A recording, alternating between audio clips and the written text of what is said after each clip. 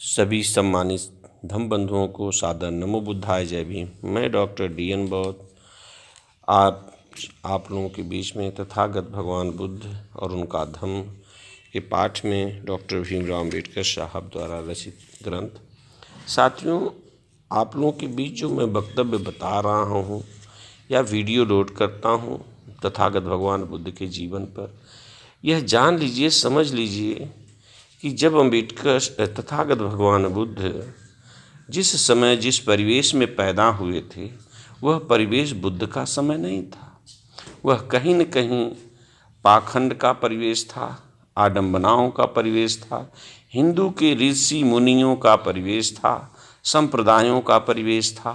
इसलिए उस गंदगी को सही करने के लिए तथागत भगवान बुद्ध, उनके मन में बहुत सारे क्वेश्चन थे कि ऐसा क्यों हो रहा है, यह क्यों है, जो सत्य नहीं है वह भी चल रहा। तो इन सारी चीज़ों का क्वेश्चन मन में था, इसलिए वो ऐसा मन में विचार करते थे। लेकिन राजा शुद्धोधन को यह कष्ट था, दुख था कि एक लौता पुत्र वह भी कहीं मुनि न बन जाए, कहीं साधु संत न बन जाए। इसलिए वह तरह तरह की उनके लिए सुख वैभव की चीज़, सुंदर स्त्रियां और शौक सौंदर्य के इर्द गिर्द रखना चाहते थे। लेकिन इतनी कुप्रथाएं थीं, इतनी कि उन कुप्रथाओं को देख करके उनके मन में हृदय परिवर्तन हुआ, लोगों के प्रति दया और करुणा का भाव पैदा हुआ कि इन तरह की सौंदर्य का प्रभाव उनके शरीर पर नहीं पड़ रहा था। पिछली वीडियो में महिलाओं का जो उन पर प्रभाव पड़ना था नहीं पड़ा, लेकिन इस वीडियो में उदाई द्वारा और प्रधानमंत्री द्वारा राजकुमार सिद्धार्थ को समझाया जा रहा है। इस वीडियो को पूरी सुने और समझें।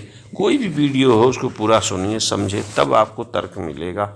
और जब तर्क जान जाएंगे तो यह पता चलेगा कि सिद्धार्थ गौतम के जीवन परिचय से ही लोगों ने ज्ञान लिया है, लोगों ने उनका अनुसरण करके अपना धर्म ग्रंथ पाखंड रचा है।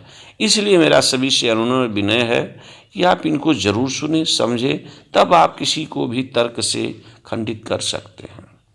कहना है कि पिछली वीडियो में कि जब सभी तरुणीय अप्सराएं सुंदरियां हार गईं, तो प्रधानमंत्री का सिद्धार्थ गौतम को समझाने के लिए आना पड़ा, राजा शुद्धोधन के कथनानुसार, आदेशानुसार। उदाई समझ गई कि तरुणियां असफल रहीं। जितनी सुंदरियां थीं राजमहल में, सभी वह राजकुमार सिद्धार्थ को बहलाने, फुसलाने, आलिंगन और प्यार मोहब्बत में फंसाने में असफल रहीं। राजकुमार ने उनमें कोई दिलचस्पी नहीं ली। नीति कुशल उदाई ने राजकुमार से स्वयं बातचीत करने की सोची। राजकुमार ने एकांत में उदाई ने कहा, राजकुमार से एकांत में उदाई ने कहा, क्योंकि मुझे राजा ने आपके सुहृदय पद पर नियुक्त किया है, इसलिए मैं एक मित्र की हैसियत से ही आपसे दो बातें करना चाहता हूँ। उदाई प्रधानमंत्री के रूप में रहते हैं, तो उन्होंने कहा कि आप मेरे एक मित्र हैं और मित्र के अच्छे 3 लक्षण होते हैं कि किसी का अहित काम से बचाना हो, किसी भी अहित काम से मित्र को बचाना चाहिए, हितकर काम में लगाना चाहिए, विपत्ति में साथ नहीं छोड़ना चाहिए। अच्छे मित्र की गुण उदाई ने बताया। यदि मैं अपनी मैत्री की घोषणा करने में अनंतर भी पुरुषार्थ में विमुख आपको न समझाऊं, तो मैं अपनी मैत्री धर्म के से च्युत अपमानित समझूंगा। ऊपरी मन से भी स्त्रियों के संबंध जोड़ना अच्छा है। यह तर्क दे रहे हैं कि जो महिलाएं होती हैं उनको लोग ऊपरी मन से अगर जो संबंध बनाते हैं, जोड़ते हैं, तो वही अच्छा है। इससे आदमी का संकोच जाता रहता है और मन का मनोरंजन होता रहता है। कहने का मतलब कि महिलाओं को हृदय से जोड़ना अपने ही प्राण को दावत और घातक होता है। यह महिलाओं की कुलक्षणता का परिचय है। निरादर न करना, महिलाओं को निरादर न करिए, लेकिन ऊपरी मन से उनको आदर भाव करते रहना, उनका कहना मानना, इन दो बातों से ही स्त्रियां प्रेम के बंधन में बंध जाती हैं। निस्संदेह सद्गुण भी प्रेम का कारण होते हैं। स्त्रियां आदर चाहती हैं, चाहे वो झूठा ही हो। सच्चाई उनको स्वीकार नहीं है, दिल की बातें उन्हें स्वीकार नहीं है। जिस किसी ने ऐसा किया वह उनसे विमुख हो गया। इसलिए हे बिलाक्ष राजकुमार, क्या आप ऊपरी मन से भी उनके सौंदर्य के अनुरूप शालीनता दिखाने के लिए उन्हें प्रसन्न रखने का कुछ प्रयास न करेंगे? दक्षिणीय ही भी स्त्रियां की औसत है, मतलब दक्षता और सौंदर्य करना ये औरतों की औषधि है और उनका अलंकार भी है। बिना दान दक्षिणा के, बिना उनको प्रलोभन के सौंदर्यपूर्ण विहीन उद्यान के समान है। अर्थात उनको 50 तरह की प्रलोभन, 50 तरह की मीठी बाणी, झूठी ही सही, ये उनका सौंदर्य, इसी में वो जीती हैं, इसी में रहती हैं। क्या आप ऐसा भी नहीं करेंगे? लेकिन अकेले दक्षिणी से भी कुछ नहीं होगा। अगर आप मन से उनके साथ हृदय की भावनाओं का भी मेल नहीं होगा तो भी उस दक्षिणी का कोई मतलब नहीं है। इतनी कठिनाइयों से हस्तगत हो सकने वाले काम भोग जब आपकी मुट्ठी में है तो निश्चय ही आप उसका निरुत्तर न करें, तिरस्कार न करें।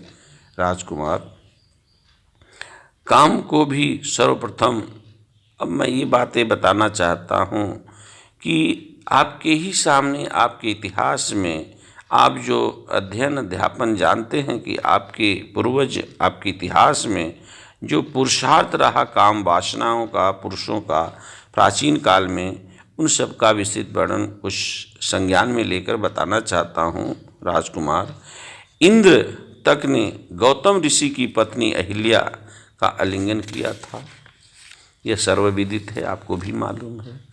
इसी प्रकार अगस्त ऋषि ने भी सोम भार्या रोहिणी के साथ रमण किया और श्रुति अनुसार लोम मुद्रा के साथ भी यही बीती। और तथ्य पत्नी मरुत की पुत्री ममता के साथ ऋषि बृहस्पति ने सहभोग किया और भारद्वाज नाम के पुत्र को जन्म दिया।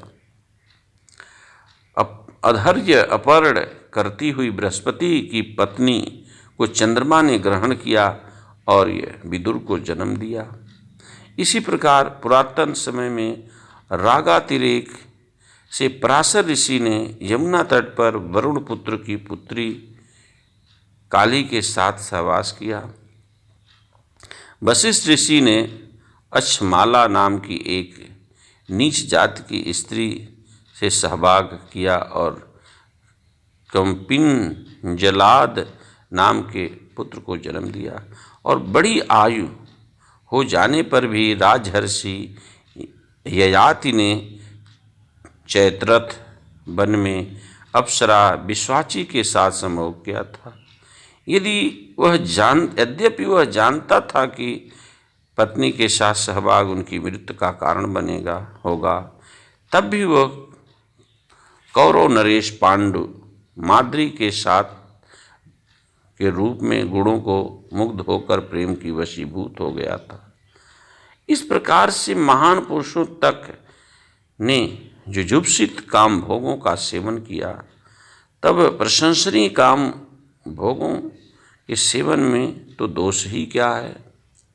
कहने का मतलब है कि जब ऋषि मुनि ने इतना जघन्य कार्य किए उसमें दोष नहीं है, तो आपको ऐसा दोष क्यों लगता है? आप इससे क्यों मुंह मोड़ रहे हैं? राजकुमार जी, यह चीज़ों को देखते हुए राजकुमार जी का मन और प्रभावित हुआ कि जब इस देश में इस तरह के लोग हैं तो इस तरह के लोगों को कैसे सबक सिखाया जा सकता है? इस समाज के लोगों को सबक सिखाना बड़ा ही मुश्किल है। और आज भी आपको देखने को मिलेगा भारत देश की धरती पर। इसलिए तथागत भगवान बुद्ध और विचलित हो गए। यह सब होने पर भी आश्चर्य है कि शक्ति, तारुण्य और सौंदर्य से आप संपन्न हैं। आप उन सब क्रोधों, काम, मोहों को, भोगों को उपेक्षा कर रहे हैं जिन पर न्यायत आपका अधिकार है, जिनका सारा जगत आसक्त है, फिर भी आप इस तरह से लीन नहीं हैं। यह बड़ा क्वेश्चन और सोचने का राजा के लिए बहुत दुखद संदेश है, क्योंकि राजाओं की ये सबसे बड़ी व्यवस्था होती थी, अप्सराएं तरह तरह की। तो आप कहाँ जाना चाहते, क्या करना चाहते, कैसी सोच है? इस सोच का, इतने सारे क्वेश्चनों का जवाब तथागत सिद्धार्थ गौतम का जवाब अगली वीडियो में हम बताएंगे कि राजकुमार उदाई प्रधानमंत्री को उत्तर देते हैं। साथियों, इस बात को समझना होगा कि जो भी बातें बताई जा रही है यह उस समय का है कि जिस समय सिद्धार्थ गौतम मुनि नहीं थे, ज्ञान को नहीं प्राप्त कर पाए थे। यह तब की बातें हैं। इसलिए इस तथ्य को जानना जरूरी है कि वह क्यों दुखी थे, क्या खोजना चाहते थे। यही गलत चीज़ों को वो निराकरण के लिए मन में दुखी और विराग पैदा हो रहा था। इन्हीं शब्दों के साथ सभी धम्म बंधुओं को सादर नमो बुद्धाय। जय